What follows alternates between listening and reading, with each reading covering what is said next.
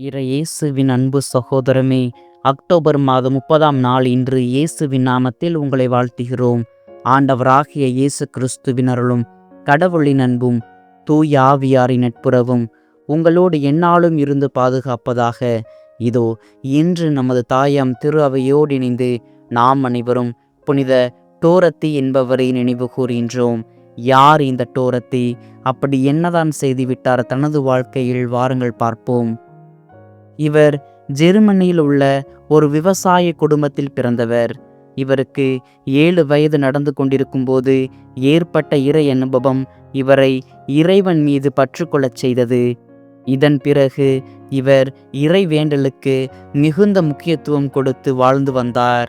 இவர் திருமண வயதை அடைந்த பொழுது ஆல்பிரக்ட் என்றொரு செல்வந்தருக்கு மணமுடித்து கொடுக்கப்பட்டார்.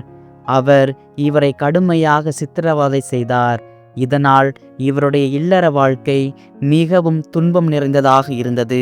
ஒரு பக்கம் தன் கணவர் தன்னை சித்திரவதை செய்து வந்தாலும், இன்னொரு பக்கம் இவர் அவருக்காக இறைவனிடம் தொடர்ந்து மன்றாடினார். ஒரு கட்டத்தில் இவருடைய கணவர் மனமாறி இவரை அன்பு செய்ய தொடங்கினார். இதற்கு பிறகு இவர்களுக்கு இறைவன் 9 குழந்தைகளை கொடுத்து ஆசீர்வதித்தார். ஒருமுறை இவர் ரோமைக்கு புனித பயணம் மேற்கொண்டார். அவ்வாறு இவர் ரோமைக்கு சென்று விட்டு திரும்பி வந்தபொழுது இவருடைய கணவர் இறந்திருந்தார். எனவே இவர் பிள்ளைகளுக்கு செய்ய வேண்டியதை செய்துவிட்டு மீரியன் வார்ட்டர் என்ற இடத்தில் இருந்த துறவற மடத்தில் சேர்ந்து துறவியாக வாழ்ந்தார். துறவு மடத்தில் இருந்த நாட்களில் இவர் நிறைய காட்சிகளை கண்டார். அக்காட்சிகள் இவரை இறைவன் மீது ஆழமான நம்பிக்கை கொள்ள வைத்தது. அப்படிப்பட்ட இவர் 1094ஆம் ஆண்டு இறையடி சேர்ந்தார். இவர் மணப்பெண்கள், கைம்பெண்கள் ஆகியோருக்கு பாதுகாவலராக இருக்கின்றார்.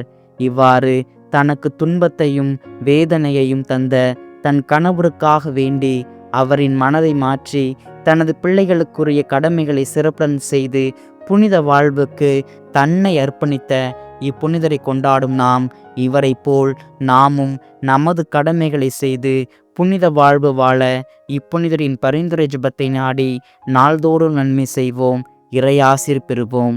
மேலும் மீண்டும் நாளை ஒரு புனிதரின் வரலாற்று பாதையில் சந்திப்போம். கடவுள் என்றும் நம்மோடு.